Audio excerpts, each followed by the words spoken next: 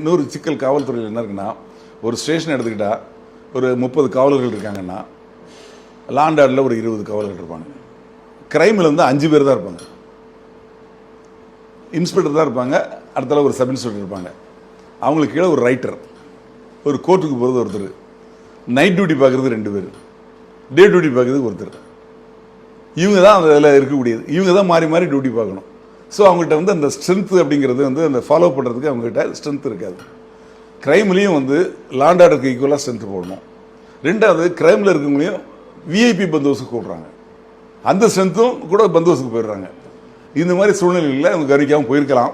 இனிமேலாவது இதை வந்து ஒரு பாடமாக கற்றுக்கிட்டு இனிமேலாவது காவல்துறை வந்து உஷாராக இருக்கணும். இந்த மாதிரி முதியவர்கள் தனியாக இருக்கிறவங்க இப்போ லிஸ்ட் எடுத்திருக்காங்க. இது முதலே பண்ணியிருக்கணும். யார் யார் எங்கே தங்கியிருக்காங்க லிஸ்ட் எடுத்து அவங்க சொந்தக்காரங்களை கூப்பிட்டு சிசிடிவி கேமரா 10,000 ரூபாய்க்கு 4 கேமரா ஃபிக்ஸ் பண்ணி கொடுக்குறான் ஒரு சிஸ்டமே.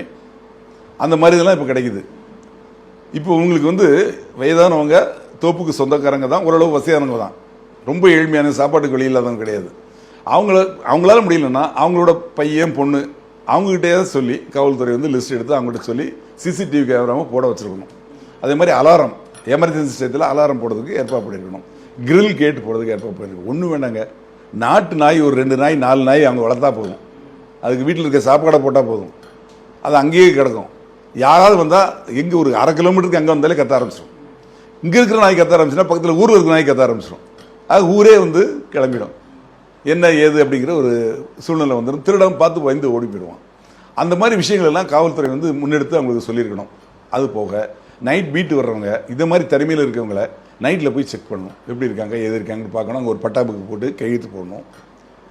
அதே மாதிரி அவங்க பகலில் ரவுண்ட்ஸ் போகலையும் அவங்கள பார்த்து பேசணும், என்ன பிரச்சனை ஏது அப்படிங்கிறது. அங்கே இருக்கிறவங்களும் இந்த வேலைக்கு ஆள் சேர்க்குறாங்க பாருங்கள், வீட்டு வேலைக்கு தோட்ட வேலைக்கு, அது மாதிரி யார் என்ன எவ்வளோங்க விவரம் தெரியணும். தெரியாத ஆட்களை சேர்த்தா இந்த மாதிரி சூழ்நிலை